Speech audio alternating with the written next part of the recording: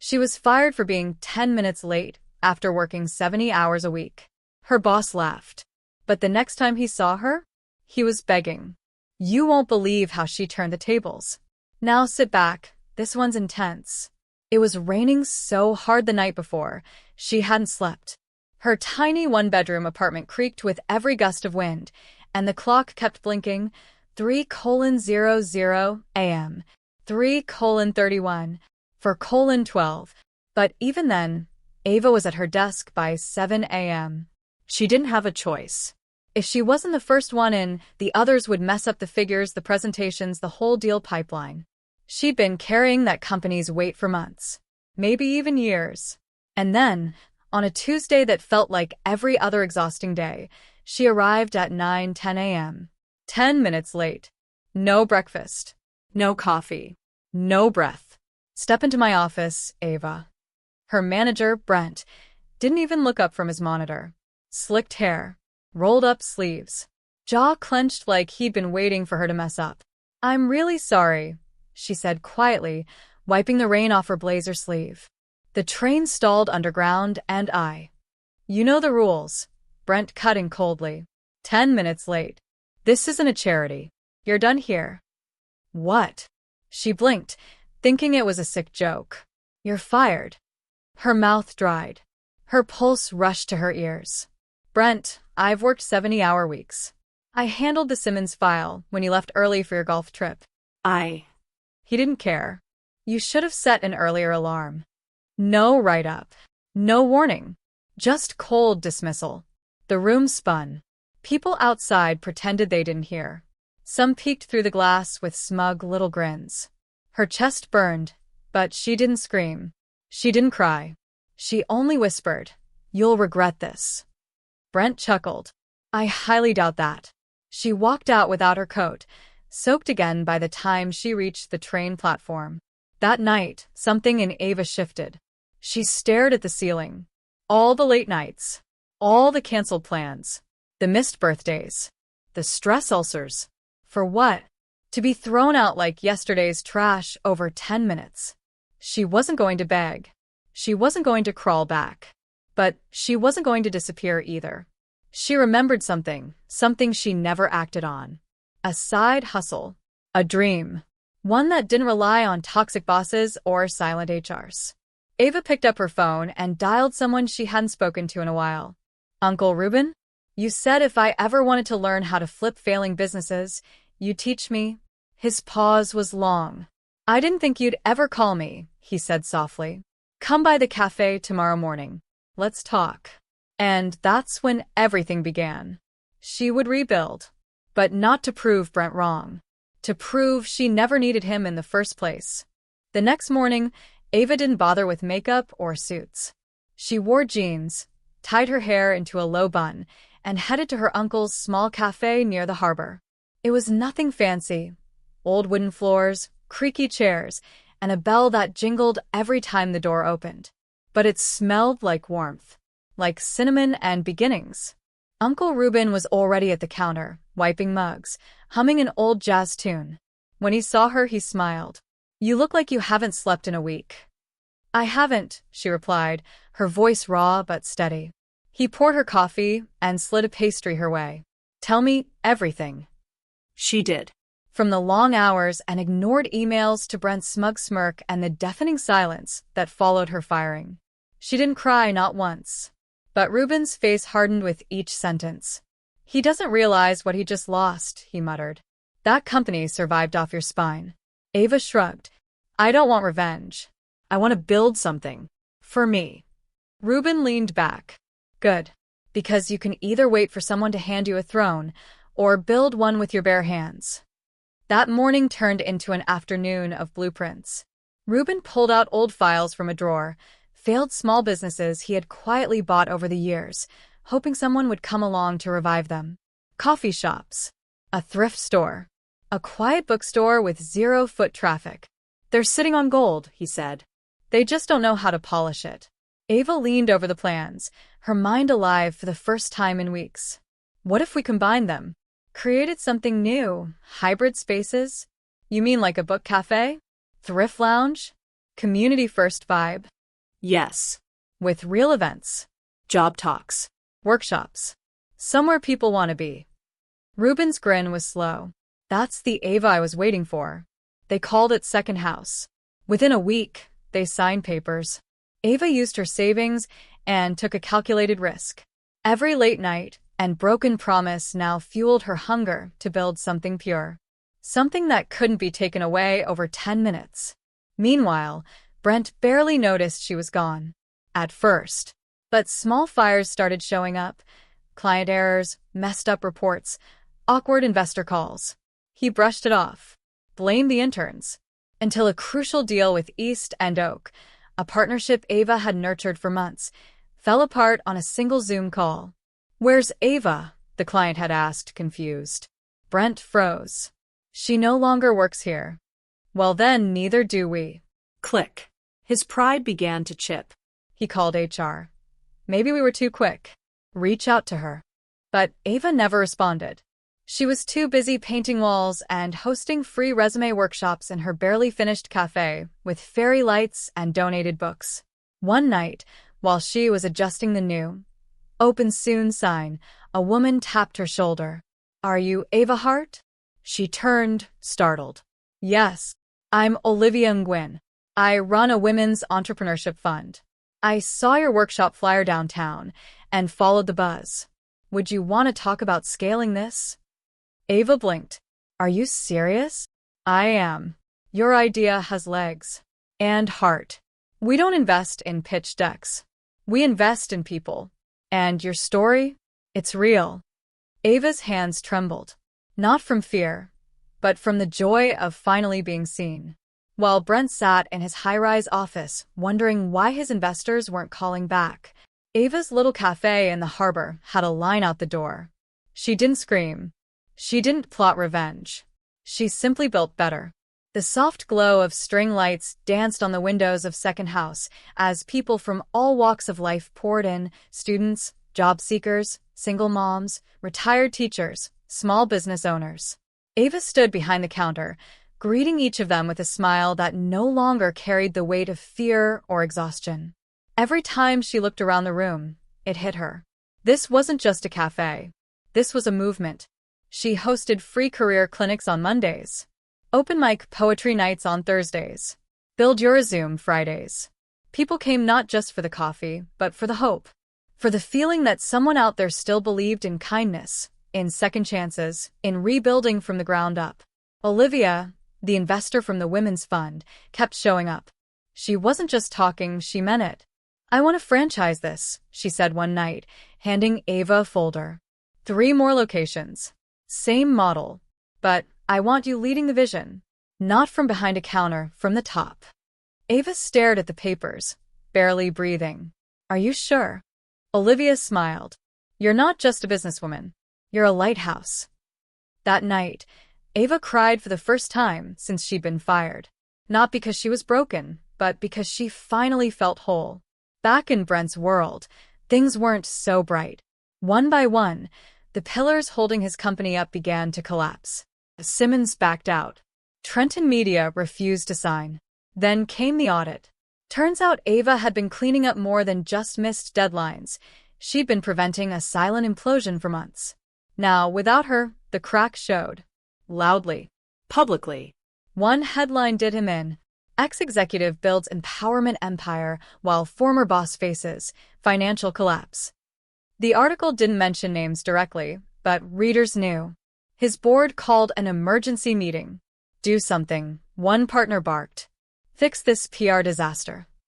So Brent did what he'd never thought he'd have to do. He walked into Second House.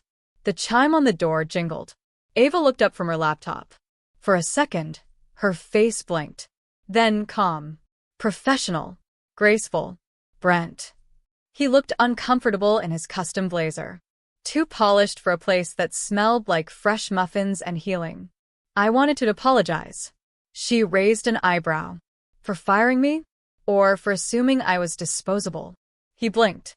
"Both." Ava gave a slow nod. "Apology accepted. But I'm not sure what you're looking for here."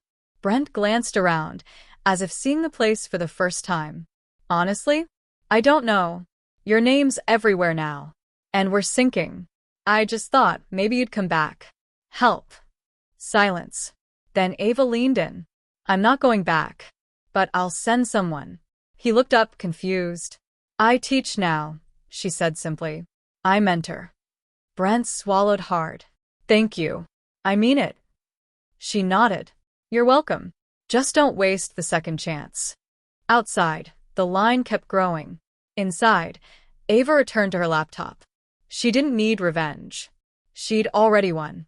The wind outside Second House rattled the windows, but inside, the atmosphere was alive, buzzing with the hum of people transforming their lives, one cup of coffee and one conversation at a time.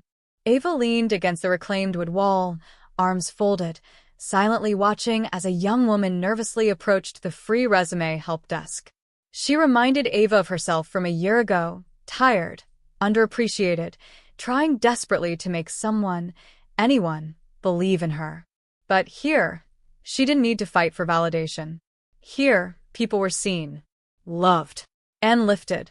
Olivia returned a few days later with a woman in a red coat and sharp eyes.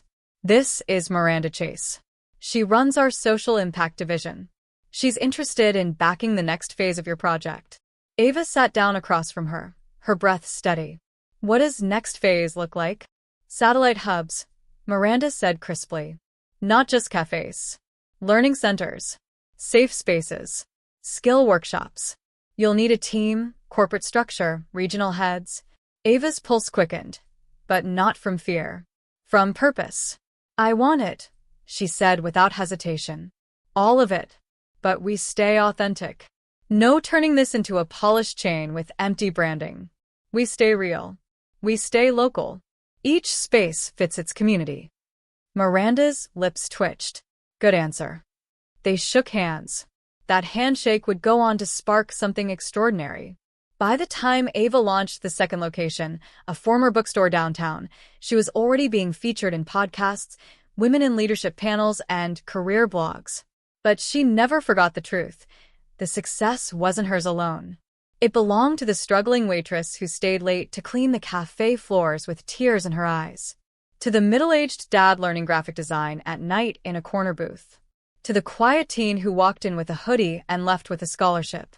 Second House was a home for people who didn't have one. And Ava? She was the light they didn't know they needed. But even with her growing empire, Ava remained grounded. She kept her Sunday shifts. She still wiped counters. Still poured drinks. Still knelt to tie a lost child's shoelaces. Because leadership wasn't about distance, it was about presence. One rainy evening, while hosting a fireside career panel, she noticed someone standing just beyond the crowd, hands in his pockets, drenched in shame and water. Brent. He wasn't in a blazer this time. He looked like a man who had finally seen the wreckage he caused and had walked through it to get here. She didn't flinch. He didn't speak immediately.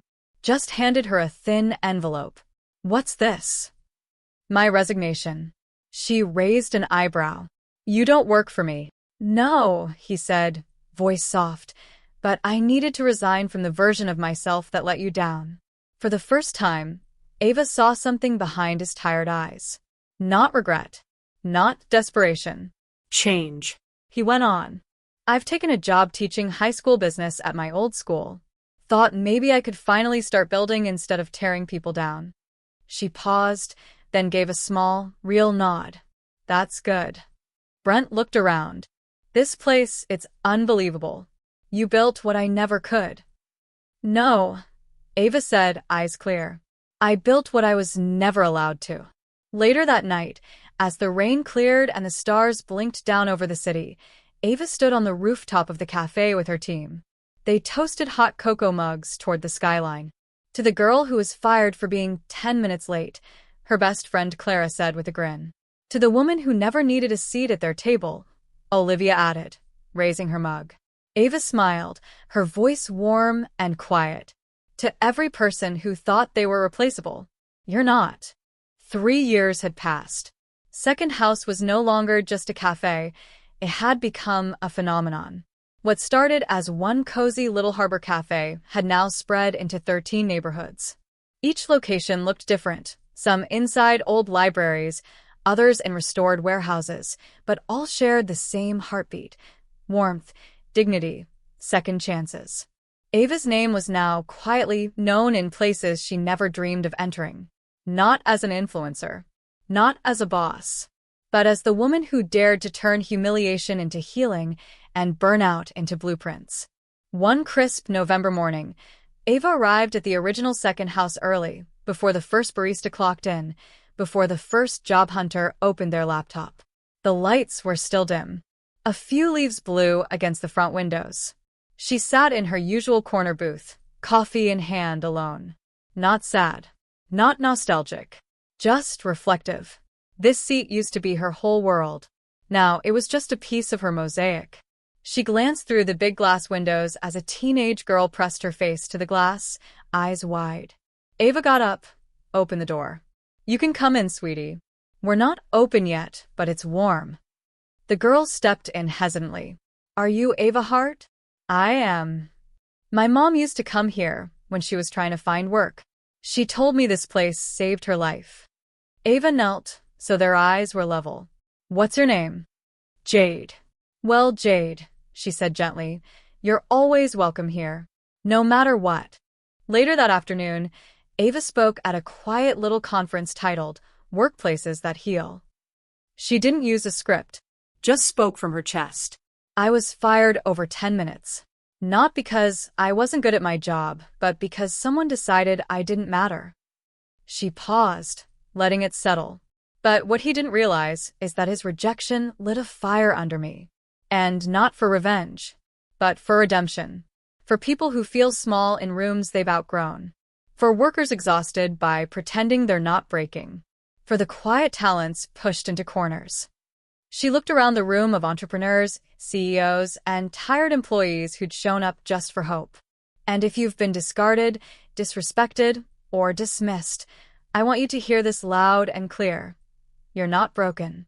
You were never too small. You were just in the wrong room. The standing ovation was quiet at first, then thunderous. Weeks later, a sleek black sedan pulled up outside second house number 7. Ava stepped out in slacks and sneakers. She never wore heels anymore. The building in front of her was about to open its doors for the first time, this one inside an old train station. She walked in to check final touches.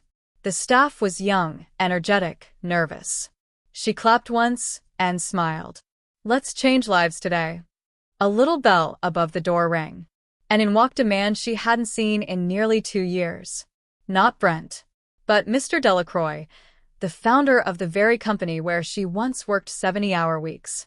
He was older now. His face had aged, but his gaze was warm.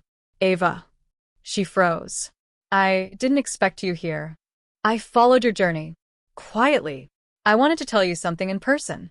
She tilted her head, curious. "I was wrong about everything. About you. About what leadership looks like. I've watched you build from the rubble I helped create. And I'm not asking for forgiveness. I just wanted to say thank you." Ava breathed in slowly. "You saw me as a number," she said honestly. "I was never late. I gave everything. I lost pieces of myself working for your bottom line." Delacroix's throat bobbed. She continued, softer now, "But I wouldn't erase any of it. Because, without that fall, I would have never learned how to fly." He nodded, voice thick. "I hope one day you'll let me support your foundation. Not to fix what I broke, but to help others like you before they break." Ava considered it, then smiled. "Maybe, but only if you promise to listen.